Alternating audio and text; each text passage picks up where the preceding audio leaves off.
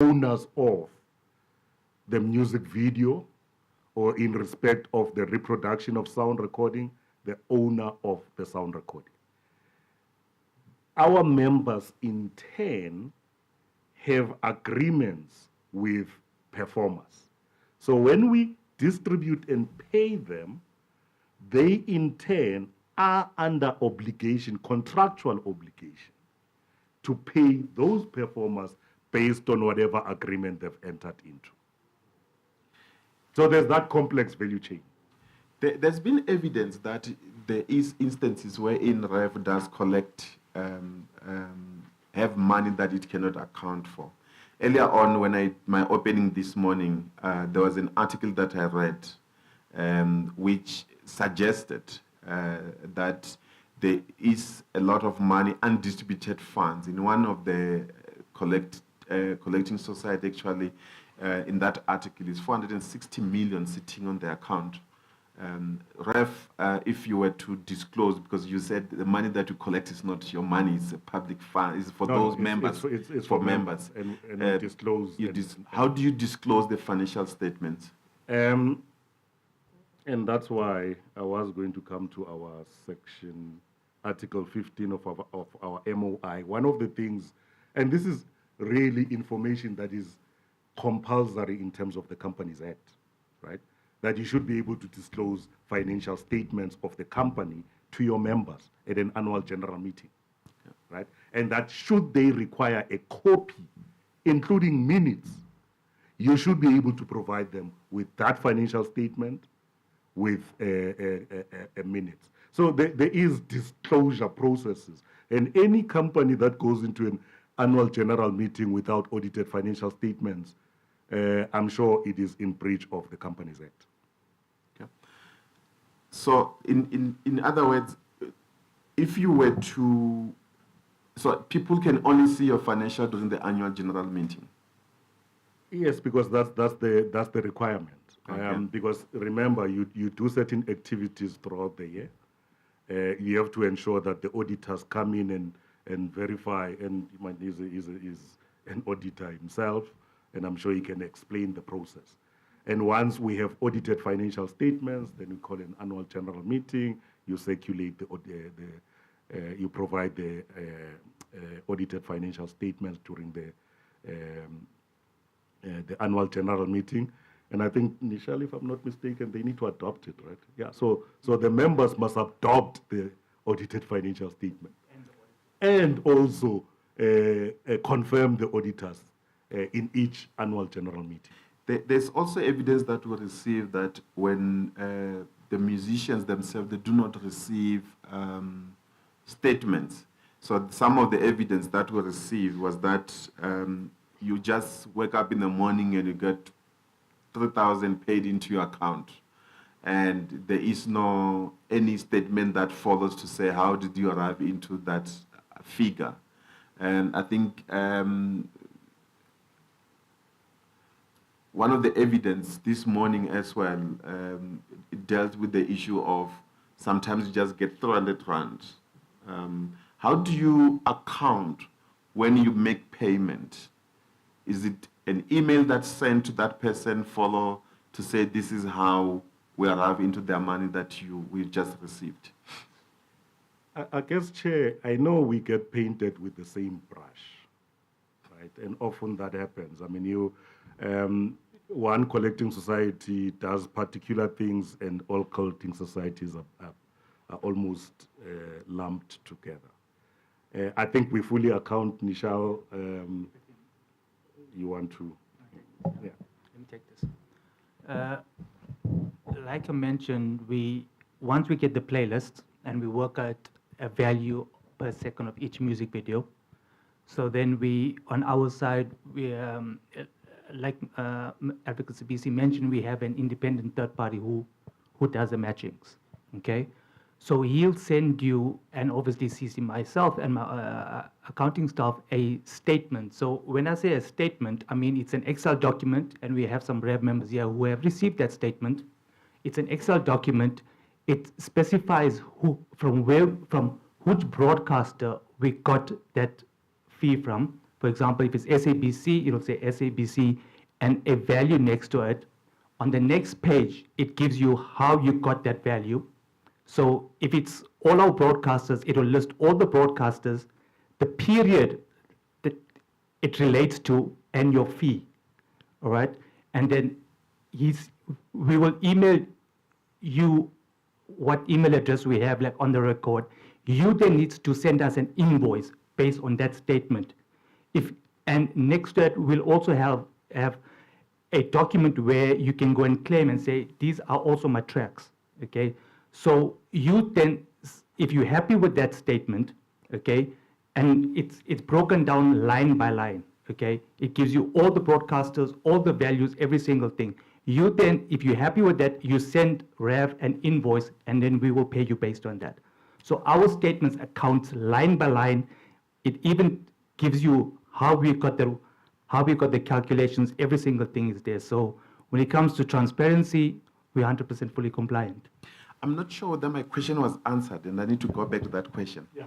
And I think it's the question regarding the non-members, the issue of suspense, the account where undistributed funds. I'm not sure if that was sufficiently answered. I just wanted to make sure that we cover all the questions that we wanted. So there's a media article that I read this morning which suggested that collecting societies do have funds that they cannot distribute. So I wanted to check, you do have that. Does happen to your organization as well? As Rev, Yeah. Michelle? You're still under oath. Yeah, no. So, repeat your question, please. I'll say, let me qualify why I said this under oath. He said hardly, so I wanted to make sure that you answer it correctly. Yeah, no, The question is, there is an article that has been published that suggests that collecting society, they do receive, sometimes they do have funds that could not be accounted for, that you sometimes have to be put in a suspense account. After 3 years, then get distributed to the members. So the first question that we have, does that happen to REF? And the second question is, if you can also address this chairperson, whether there are funds that get placed in the suspense account, is it true that those funds, or how do you disperse those funds? Okay, we don't have a suspense account. So what happens is, if we get funds that are unclaimed, so like I said, next to the statement, when you receive a statement from REF, we'll also have what is called an unclaimed document. So an unclaimed document is me as an artist or me as a record label have not gone onto the system and claimed my music video. So what happens is when we send a statement, we send that unclaimed out to all our members as well and say, please go onto the system and load your music videos onto the system. So when you go onto the system and then if you look at the unclaimed document and you load your music videos onto the system, when we get the next run in the next quarter, we will then go back and pay you for that unclaimed, if I can call it, in the last quarter. Does that answer your question? Not yet. So if I may, Chair, and see if I can attempt to answer this question. So for instance, I think someone mentioned that you would do music videos, and sometimes some of our members, after doing that music video and they've provided it to users, because we don't do that, Yeah. our members do, right? They then log onto the system to register that video belongs to them. Yeah. So when we get a playlist and we do the matching, and we discover that there's, let's say, about 30% of the playlist, there is no one who's claimed it, we send it to members. Some come back as quickly as possible, some don't. Okay. Right? As a result, you might find that that money is ring-fenced, and once they come and claim, we are then able to pay them back and correct the situation. And if they don't claim? If they don't claim that amount, then it means it doesn't belong, not the amount, but it means the videos do not belong to our members. And therefore, we have to take that money and redistribute it to our members. Because remember, We can't pay a non-member. Okay, let me ask. So, and this is the question that it goes into the SABC, and I asked this question to the SABC about the blanket agreement. Yeah. That if for any reason the money that you receive and it's not in, you cannot link it with any of the claims that your members have.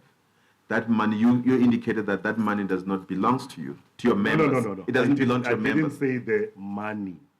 Remember, Chair, SABC gives you 100% of what has been played. Yes. There are two collecting societies in that space. Yeah. It is expected that that playlist is not 100% the repertoire of your members. Okay. I agreed? Yeah. However, I hear you, not agree. Yeah, no. Because when you enter into an agreement with a broadcaster, you are making an undertaking that says, I have 10 music videos. You can play any of them for a fee of 20 rands. When you provide me with a playlist, it has more than 10 music videos. Yes. But remember, my agreement with you was that I have 10 music videos, and for the 10 music videos, I need you to pay me a blanket fee of 20 rands, so that you can play any of my 10. But because you have agreements with others, and I'm sure you have repertoire of others, you are not accounting back, because think of it this way. They have playlists that runs into various lines, right? So they don't have the ability to sit and say, okay, this one is a Rev music video, and therefore we must just send them the Rev playlist. They give us what they play. That's why the matching exercise. And I know the colleagues are saying, no. The truth of the matter is that blanket licensing is about you negotiating. And I was saying to someone else actually earlier, that for instance, in one of the agreements we have, it says, should your playlist shrink, they will revise the fee. And there's a reason why they would revise the fee. Because you are no longer giving them the number of repertoire that they need to sustain their music program. Okay. But there's an evidence that we have received, and I think it confirms by what you're saying now, that there is possibility that the playlist that you received in accordance with the blanket agreement you have signed, there's a possibility that some of the music that might have been played are non-members of REV. That's correct? Yes, naturally, Chair, because I've said to you, we negotiate based on our members, because that's the mandate we have. You can't license rights you don't have. Yeah. Right? And then it means the SABC, two things would be happening. It's either SABC is overpaying you, or actually your members benefit from the money that do not belong to their rights. Because you said if that money remains with you and there's no one claiming it, you distribute amongst the members. And what about the playlist? If you were to check outside REF, who actually that playlist belongs to, those people might find that are people who are entitled to claim. But that money is sitting with you and then you distribute among the members when they're actually not entitled to in terms of the Copyright Act. It's not even in terms of the Copyright Act. But if you look at Section 9, let me just add there. No, if you look let's separate between 9 capital A, which is needle time and is run by accredited collecting societies, which is SAMPRA and IMPRA, right? We are currently talking about RISA Audiovisual that licenses music videos.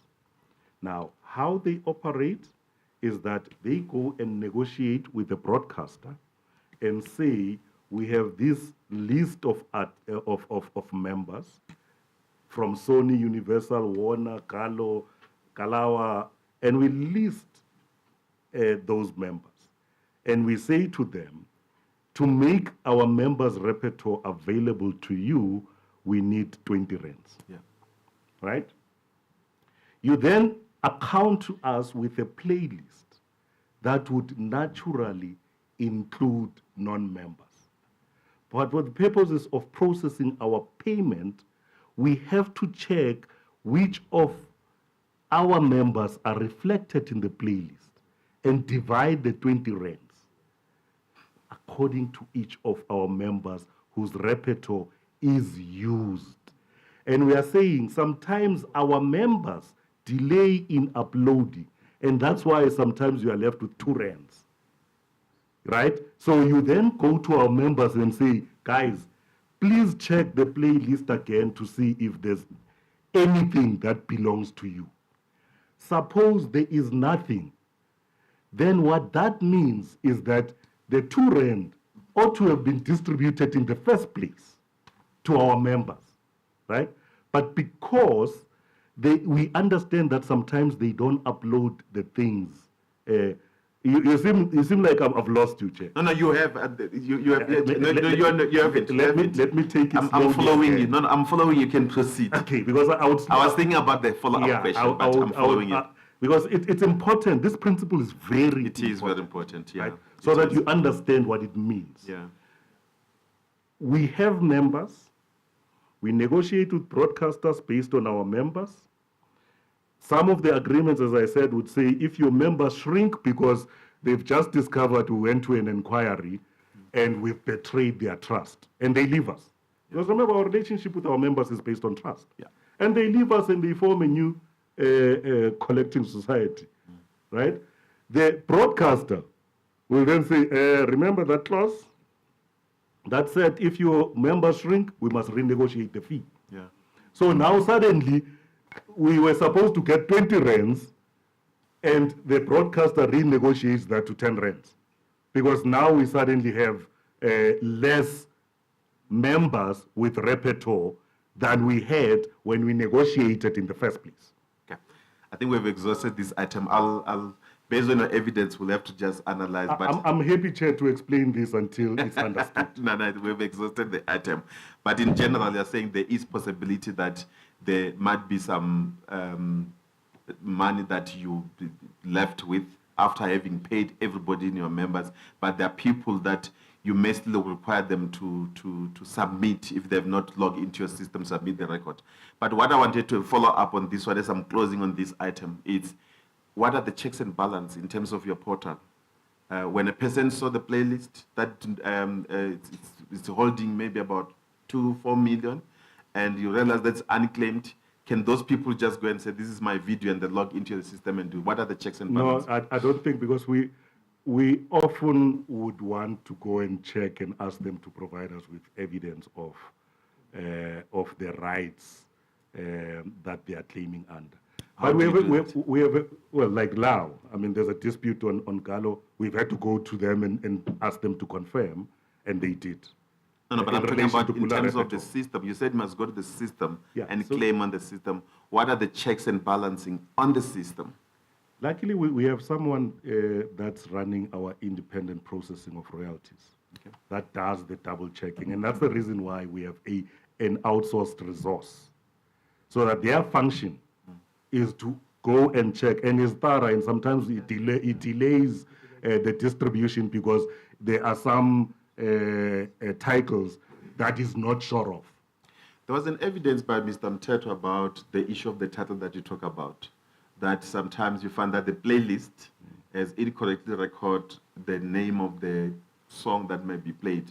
And when you go into your system, when you check, and then they end up losing. That was his evidence. What is your response to that? But remember, Mr. Mteto Nyambose was referring to SAMRO, and I can't comment in respect of their systems. No, but I'm asking about in your system, ref, in terms of ref. I mean, this is music video. It would be very difficult to make such a mistake. No, the mistake is the SABC that submit the playlist to you. That's his evidence. So I'm saying, when it happens to ref, what are the checks and balancing when that happens? If Mr. Mtetwa is one of our members, remember when we can identify a track, after all the matching has been done, it is then sent to members Ah, who then have the duty to double check. So from our side, I mean, you'll be surprised. We're the smallest collecting society by far, right? Because we deal with limited rights, and most of them are music videos or I thought you were the cinematographic biggest. films. No. You see, we punch far above our weight, and that's the thing. Okay, let's then move to the agreements that you have signed with the broadcasters. We only brought in SABC. We do have a lot of broadcasters in South Africa. Just want to confirm if you have signed these agreements with all the broadcasters. Yeah, most of those agreements would sit on RISA when we have an internal arrangement.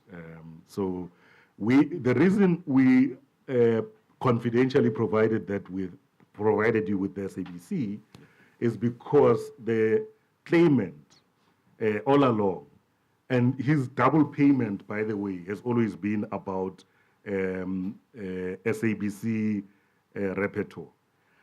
Under oath, I want to tell you, Chair, that between the period 2011 and I think 2013, if I'm not mistaken, RISA was not paid by the SABC, and that's a fact.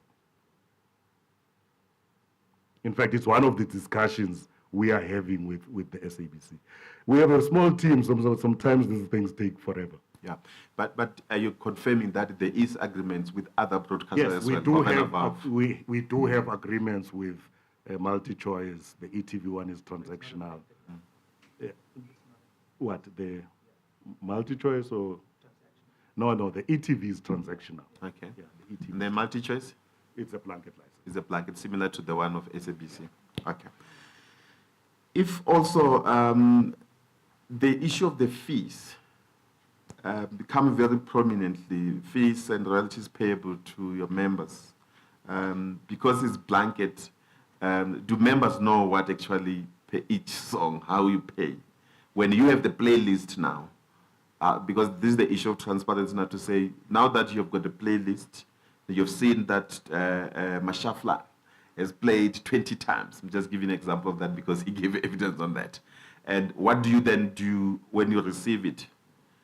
How do you charge the fees? Do members know what fee is payable? When you receive your statement, you would see how that fee is calculated. And I think the CFO has been very clear in terms of how that process works, right?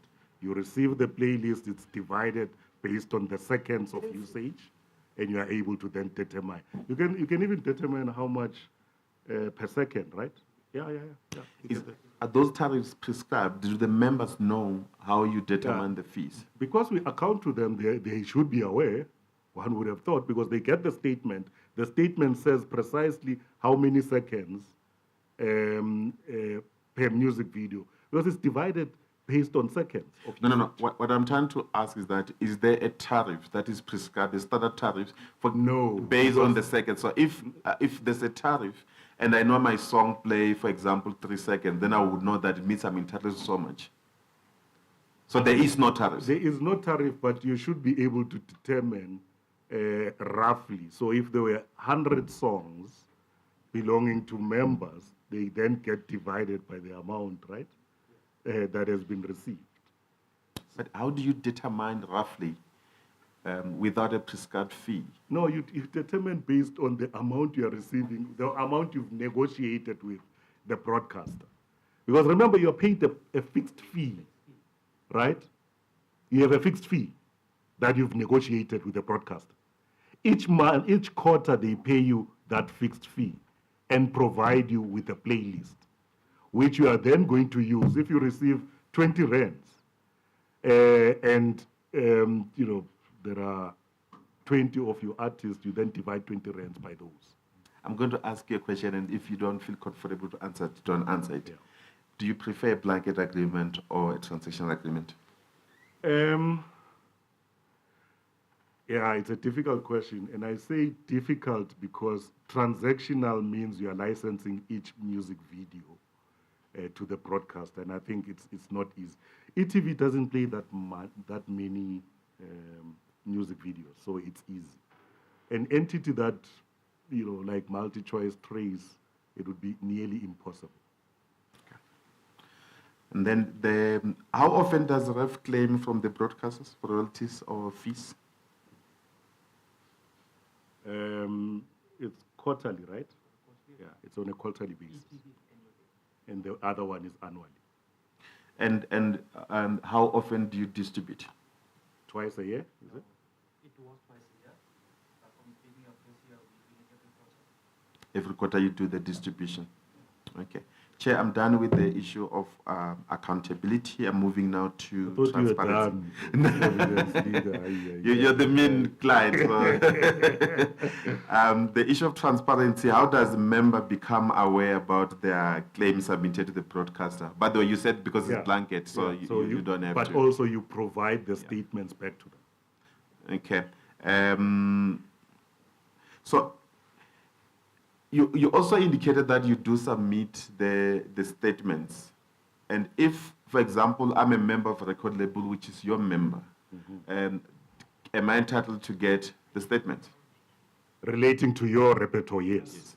But I can't give you Nishal's statement of royalties. Let's say I'm a member of Sony, and I want to know how much Sony was paid so that I determine my royalties that I received. Do you give them access? No. No, because unless Sony authorizes us to do so, it is confidential information of a member. Yes. Okay. That's your answer, so it's fine. We'll analyze that. Yes. Can I ask a question for Yeah. clarity? You see how the scheme of things works in the music industry. It's very complicated. And I think for us, we are still learning some of these things. Is the concepts, the act, the vacuum that the act left. It makes two of us, Chair. Yeah, so it's a problem. And I think we are here. I appreciate the fact that you are here to explain certain things so that we live here with a common understanding when we go out and sort out these issues. I want to understand the issue of members. Who are your members? Because you said some of the members, they don't sit. They send a representative. What's happening? Who are the members of RISA? So, for instance, just to give you a simple example, Sony would have its MD sitting in the board. But that MD is not really the owner, you would agree. It is Sony. Sony the own. Because, and that's how it, in that capacity, they are the owner in the sense that they are the individual that is tasked to run Sony South Africa. And therefore they sit in the board. So who are our members? And we can make the list available. And I think it is available on our website. Yes, no? Yeah, I saw it on the other. Oh. So our members range from Sony Music, Universal Music, Warner Music, Carlo, Ambitious Records, Open Mic. You think of any big label, you can be rest assured that they are a member of REV. Then when it comes to your annual AGM, who votes? Because now, as a boss of Sony, I wouldn't be there. You will be there. I will be there. Yes. The representative now. Yes. The MD will go. Yes. So they'll come now. They'll Their come and capacity vote now their as capacity owners. as the owners. Because in the board, once you are appointed to the board, yes, you come from various, but you have a fiduciary Duty. And the Companies Act is very clear. And I think I'm happy that Ubabum Tetwa came with a certificate from IOD, because it's important. There are serious consequences to being a director of a board. And I think people take this as a very light thing. It actually isn't. You can go to jail if you don't exercise that fiduciary responsibility. No, I'm covered. I just need clarity on the structure and. Yeah. We have seen people being charged, Chair. And they have to, because if you don't exercise your fiduciary responsibility, in your capacity as a collective, as a board, the interests that you need to be taking care of are the interests of the company. Chair, I'm about to. There's a issue that has been mentioned by Mr. Mteto about the prescription of 3 years, and that was very painful things. You remember, Chair, even have to go and quote that if after 3 years you may not. And he mentioned about he doesn't understand why the claim to royalties will be linked as if it's a debt, and it then become prescribed. Maybe if you can take us through, what's your understanding about what Mr. Mteto, does it happen to REF as well, this 3 years prescription? True. I mean, REV is what, 2018? Hasn't happened, has it? No. As best we can, obviously, as I said, we are a very small collective society that deals with rights in Section 8 in the main. So there's very little that we tend to retain that is not claimed by members. If it's not, I don't know, Nishal. I mean, I don't think I have the experience enough. I mean, but do you have a policy in REF in terms of how long you can keep that? I don't think we've. What is our? Well, yeah, I must just check our distribution policy, Chair. I think that caught me offside. I'll send the information because thank you so I'm much. just thinking, yeah. Okay. there is, yeah, but I think it's. Yeah, you can submit that. Yeah, sure. There's another issue that the undistributed revenue. I think we touched on this one. I'm going to pass this one. We spend a lot of time on undistributed revenue. And there's an. Okay, now this one I'm not going to touch on it. Are the members in REF, do you have a retirement annuity? Unfortunately, we don't. You don't have. Okay. So moving now to access to information, I want to check whether REF members have got option to object to the amount that you would have said they are entitled to. What are the process? We haven't had any in mind 11 years as well. So even when there's no tariffs, people do accept your calculation. Yeah, because I mean, like, if you don't receive a statement, it means that your music video was not being played. So normally, if you come to us and say that I did not receive anything, we ask you where was your music video being played, and if then you give us evidence that it was being played on an SABC station, then channel, then we will go back to SABC and require all the documents to make sure that your claims are valid against the SABC. And in certain instances, we have used outsource data providers to do our matching against a third party, and to make sure that we are on the right track. Does REF do the tracking of the music play for your members? We don't, because we get a playlist from the broadcaster. But what has been happening lately, because everyone is subscribing to Radio Monitor, so there is now some vigilance, which we appreciate actually, from our own members who would come and say, no, but Radio Monitor says something different. In which case, we need to then go to the relevant broadcaster and say it means there's a mismatch between what has been broadcast and what Radio Monitor is saying, right? So I think the members have actually become vigilant. Okay, so we're now coming to the process, the PAIA request process at REF. Will you provide us with a copy of the PAIA manual? And I see you are there as an information officer, and you've got Nishal as a request liaison officer. And I suspect this will be a deputy information officer in terms of PAIA, so your title must be changed. It's a deputy information officer. When was this PAIA manual compiled? It must have been early last year. I would have to check. It must have been early last year. I wanted to check, you are aware of the Amendment Act, Section 51 that has been amended? Personally, I don't. I Okay. don't have that personally. I'd be lying if I do. That's not my area, actually. Okay. So the Section 51 was amended of PAIA, which now include, there's a big change in terms of how your PAIA manuals should be crafted. There's additional aspect of, like, for example, dealing with the access to personal information. Do you process personal information? So I noticed that your manual has not been amended. Updated, Yeah. So when you receive, I suspect, between you as the head of the body and him as a deputy information officer, who received the PAIA request? It was Mr. Lala. No, generally. I'm asking generally now. It, Is it him or? I mean, there are only 2 requests we've ever received ourselves. Oh, okay. Ever.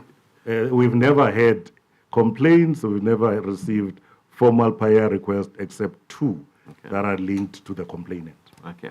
So who received those complaints between the two of The you? one was received by him because I had referred the complainant to him. Okay. The second one was received by myself because it was emailed to me, Okay. which I'm still considering, by the way. And once you receive the complaint, what is the process? How do you process not to receive the complaint, once you receive the PAIA request, what is the process? So because, I mean, all of this was fairly new early last year during COVID and all of those things. When we received it, I started inquiring. I went to the owner of the rights, who said they also received something similar and that they would actually be rejecting it. So, and in a sense, we're confirming that they had acquired the copyright into the Bula repertoire, if I'm now being specific, right? And it then became clear to me that if that was the case, and it seems to me from the testimony of the complainant that that is not in dispute, then it was then the issue of how was it possible for Bula to transfer more rights than it had, right? And after looking at all of those, I then wrote the email that I did. Okay. And does the board get involved in the decision that you make? No. I thought you submitted some minutes. No, I submitted minutes in which we're indicating to the board that the chair would be meeting with the complainant. Ah, yes. Yeah. You did. Okay, and so the decision, it's your decision. It's my decision. Okay. So there's a complaint, obviously, that we received from the complainant. You are aware of that complaint? I am aware. I have received it. I had processed it. I felt he had no locus standi based on what the owner of the rights had indicated to me. We'll come to that one. Yeah, as I said, I mean, these things, they were all fairly new to some of us. I mean, there's an area I know I'm an expert in, this one I'm not. And you did just confirm that you did refused access. I did indeed. Yeah.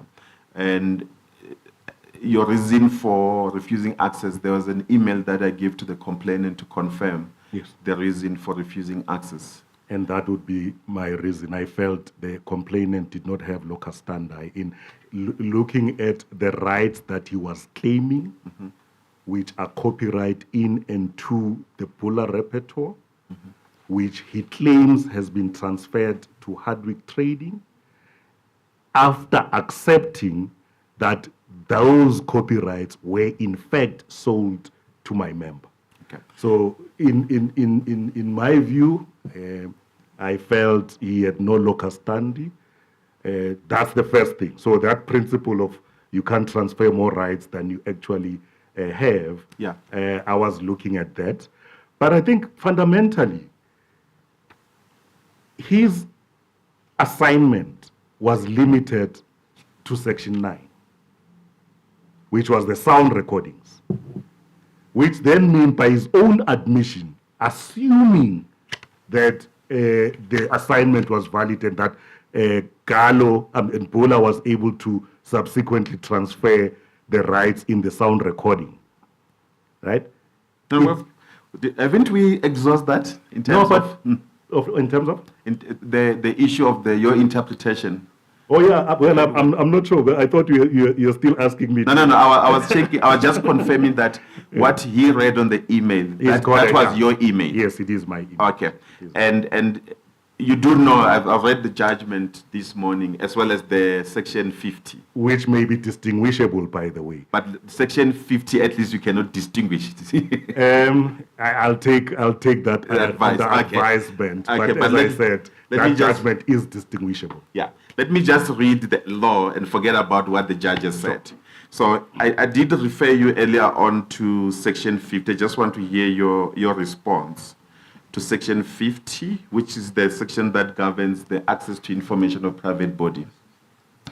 And if you look at 50, subsection 1, and then that's the one that I read. I'm just going to recap quickly. So it says access to information must be granted. A requester must be given access to any record to a private body if, and the first condition is that the record is required for the exercise or protection of any rights. We've dealt with that. That the person complies with the procedure requirement. And I wanted to check with you, do you dispute that the process for submitting a PAIA to your office, is there any challenge that you feel that the process was not followed properly in terms of submission for the PAIA request? Yeah, look, I can't fault the complainant in terms of the Submission. submission, right? Okay. Because, as I said, this was all new to us. It was early last year during COVID, so we're doing the best we can. I think even if the complainant, it may have made a mistake here and there, I was still going to look at it based on whether or not the rights being asserted are in fact valid. Okay. So in terms, can you confirm that in terms of our assessment, we do not have to look at the issue of procedure? You're satisfied with that? I'll take that as advice, but personally, I don't think, unless my legal team says otherwise, because I think I brought them precisely because this is a new process. It's important to not only us, but to everyone, so that they understand your processes, because you are fairly new, and there is everyone else would be very worried about having declined an information because they're looking for my bank statement. Suddenly, I'm in a public inquiry. So I think to me, Chair, those were the nervousness that, as an entity, we felt. Let's ensure that we don't find ourselves having to publish royalty statements of our members, which will create a huge problem for our industry. Yeah. So the issue of the rights to be exercised, the one that you disputed, whether he has got rights to exercise and protect. In the first place, because he was referring to copyright in and to the Bula repertoire that was assigned to Hardwick Trading. So to me, Hardwick Trading didn't have those rights because Hardwick Trading and chieftainship were the beneficiary of the sale. Yeah. Okay. Can I confirm then again, in terms of 50 subsection 1C, that the reasons for your refusal of access to information is not based on the grounds of refusal prescribed in PAIA? At the time, yes, but subsequently, no. Remember, there's another subsequent process. Okay, I'm going to take you that. That's what I picked up from your attorneys. But I think maybe you have been teaching us the music industry processes. Let me come to our processes now. Yes. So in terms of the process under PAIA, we investigate the decision taken, not the reason provided after, or that has been thought after. So if a PAIA request is submitted and you refused access, and you give reasons why you're refusing access, the person come to us complain against your reason to refuse access, not the reason that you think about them after. So our assessment for request for access, for the decision that came to us, for us to investigate whether your decision to refuse access was valid or not, it's only what you provided in that email. So that's how we test it against the grounds of refusal. So I see my lawyers. Now this one you can go and read. You're the lawyer as well. So no, but you see that's where the thing is. I'm not employed as a lawyer, so I don't and that's why I outsource some of these things. I do have vast experience on copyright. Yeah. I think that one I'm clear about. It's things like this because this is a new environment. Yeah. And I think one of the challenge I've always had is you have that section that you're talking about, Yeah. then you have section 65. No, yes. Because section 65 is peremptory. It says the head of a private body must refuse to provide confidential information of a third party. But you didn't refuse based on 65. No, but what I'm saying is that because it's peremptory, it becomes immaterial. Because ignorance of the law, you know that. So actually, if I were to give you that information, I'm in breach of that section. Which section? Section 65 Which says? of PAIA, which says, and it's peremptory, the head of a private organization must refuse the disclosure of confidential information of a third party. How do you refuse it? It says must refuse. I don't think it provides, and that's why, because we're in this area, that's why my guys are here, so that at the end of the day, if there is that conflict between some of these provisions, then we take these things on review and let the judges pronounce on them. No, remember, we're not making a findings. I'm reading the act and I'm referring to the act. And my question is, did you refuse access to information? Does the reason for it... Sorry. I need to ask this question. It's a very important question for this investigation. The reasons provided in your refusal of access to information, was it based on any of the grounds of refusal?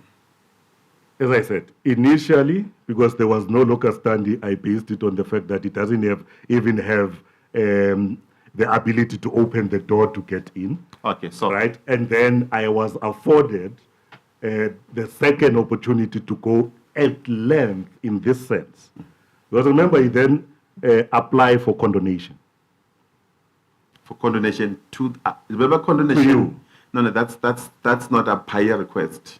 That's a complaint. Remember, what we investigate, maybe let me just get the answer. You confirm that initially when you refused access, you did not rely on Section 65. You rely on the fact on that... the right. Okay. On the right. Because remember, there's also the part that you must have a right. No.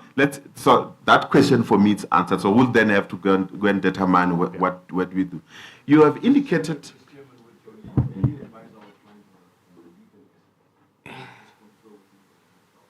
Yeah, just Mr. Nemesis, because you have asked the respondent a question and he gave you his views based on his initial submission and now thereafter. So it might, whatever we have it on record, maybe if you feel that it will compromise him.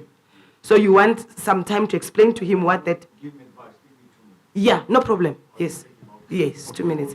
Yes. Can I be excused then, Chair, Yes. to confirm? Yes. Okay, thank you.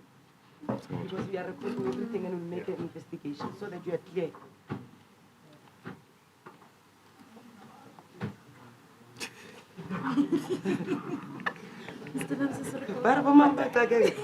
I told him he must do the memo. Yeah. I told him he must do the memo. I didn't anticipate this on the second day. I want to go to the complaint. I'm done. That's the last question. I want to go to Last but one, this is a hot one. It concludes everything. That's why it's...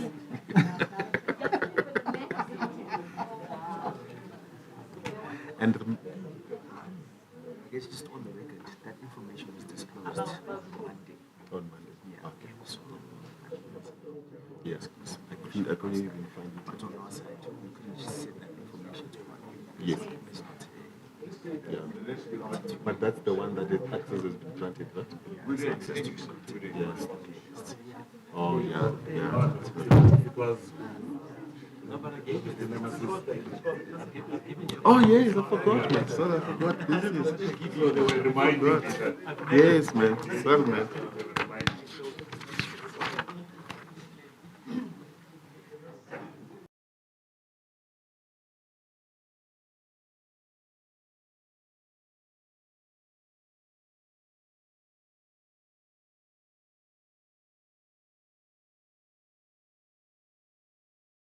Dear lady, I've given him an email which we had finished our learners prior to. So we do have that on record. Yes. So you can now. Yeah, no, I'm okay. I think what they were saying. Do you have it, Mr. Nemasisi, on record? I've got two documents that is provided to me, Chairperson. It's the assignment, which is what I took the witness, Mr. Hardwick, did talk about it. And there's also, just want to confirm what is this. Is it an email? No. that's It's an the first email. one. So the first one is the assignment of copyright of sound recordings. That is the Chieftain Family Trust assignment to Hardwick. I've led evidence on this one. The other document that I've received is the CIPC documents that deals with the voluntary liquidation of Bula records. We did lead evidence on this.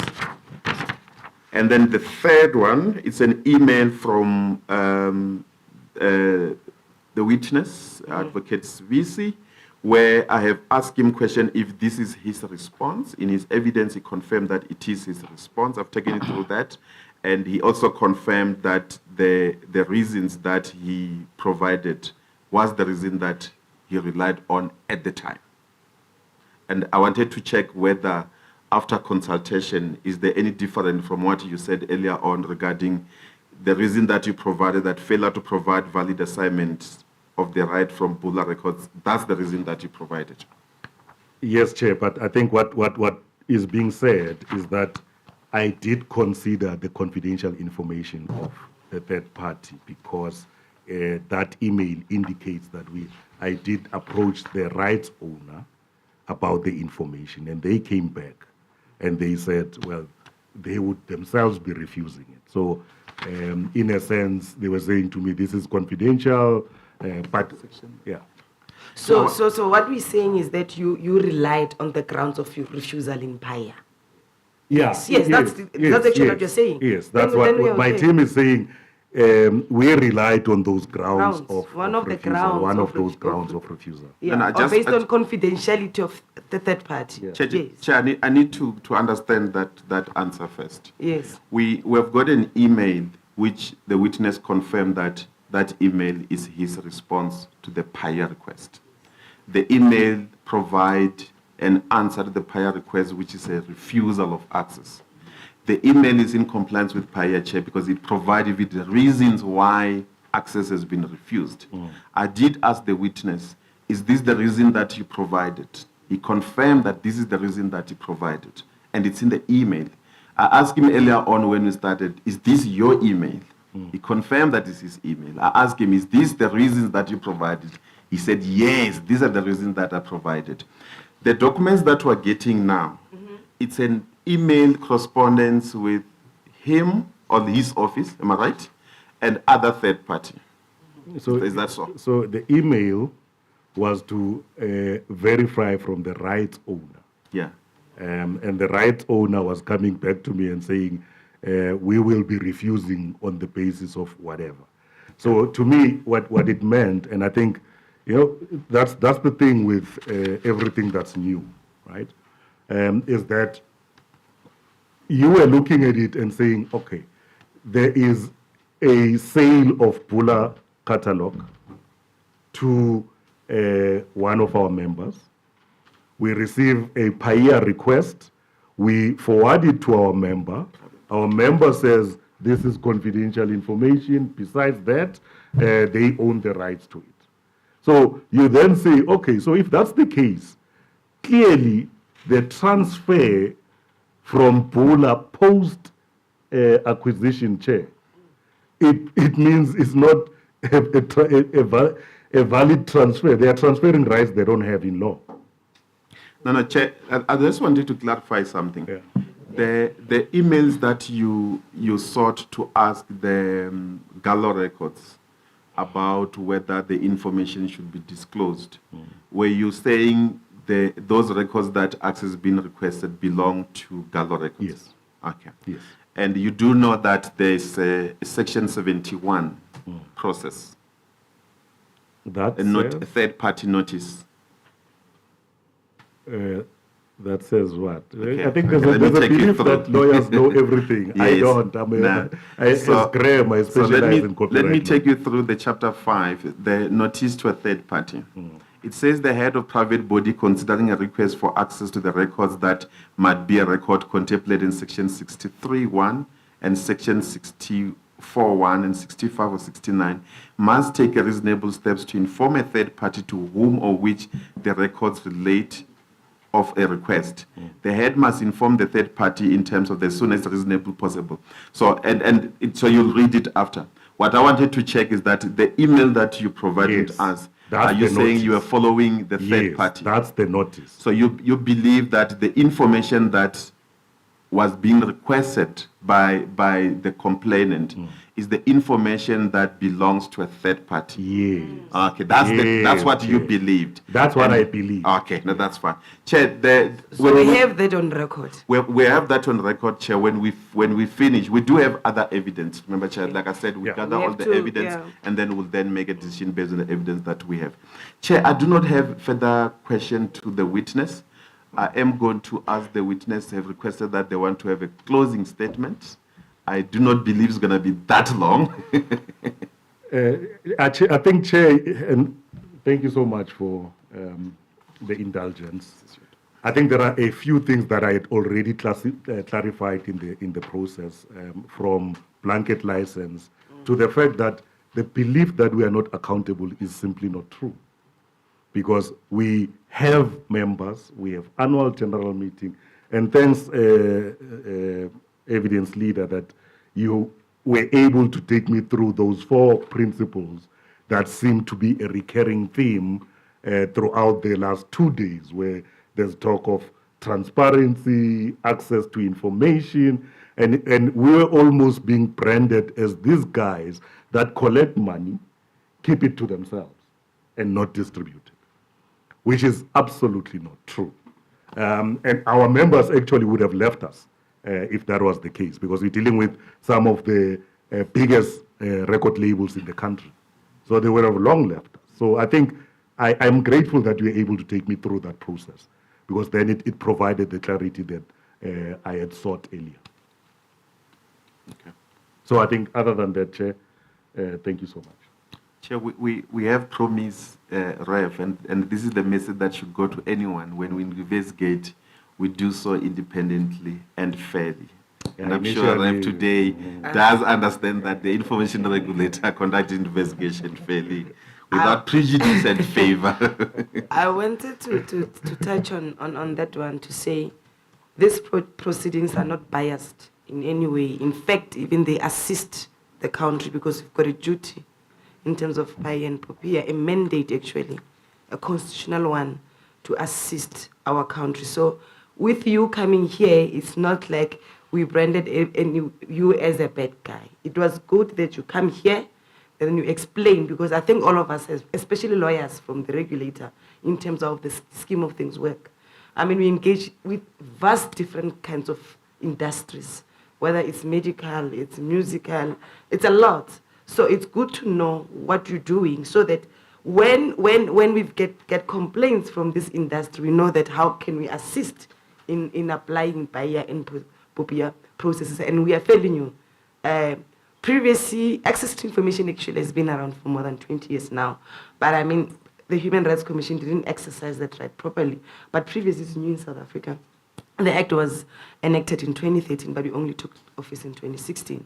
We are not like countries in the UK, the Germany, Canada, who has been players of privacy, and especially the ones that have a dual mandate like Canada and Australia. So it's something new, and this is established with good intention and a good heart to assist our country.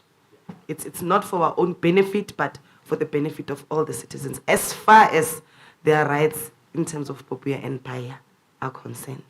But I'd like to thank everybody. It's been a very, I could sense emotion. It's been very, very tough 2 days, and I was also stressed at some point.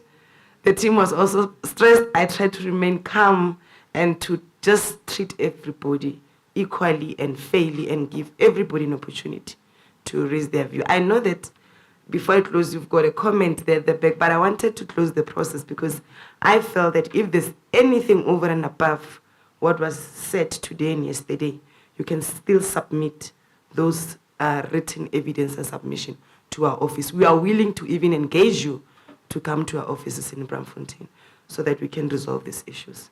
But I'd like to thank everyone. But before I close, I don't want to repeat the same mistake I did yesterday of not closing before the CEO. So I'll give it to. Remember, you do need to excuse us for You know, I will after him. I will.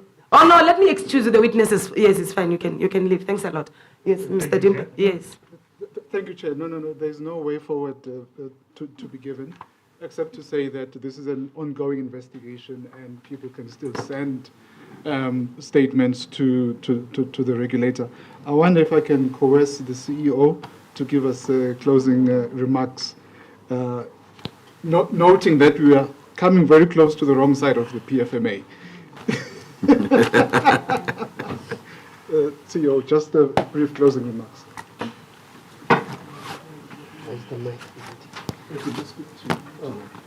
No, thank you very much, Chairperson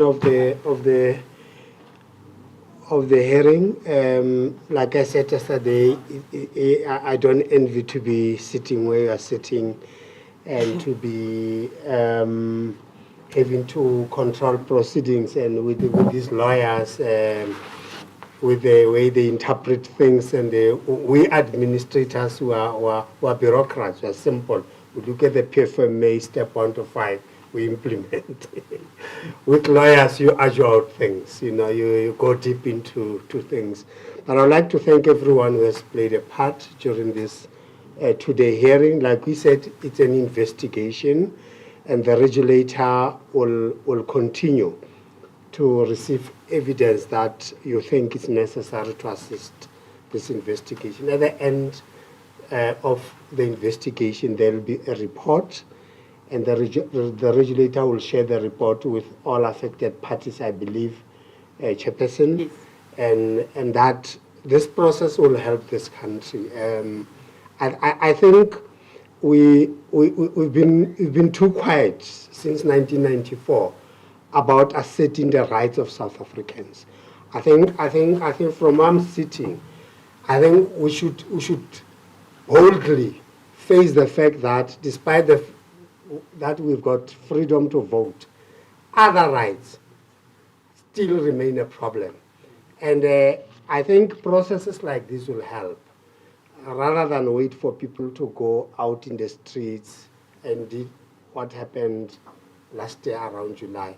I think we need to have many of these, not necessarily when there's a complaint. I think even in business, where you bring the industry and understand these things. Sometimes we assume that we know them, but we may find out that in actual fact you don't know them.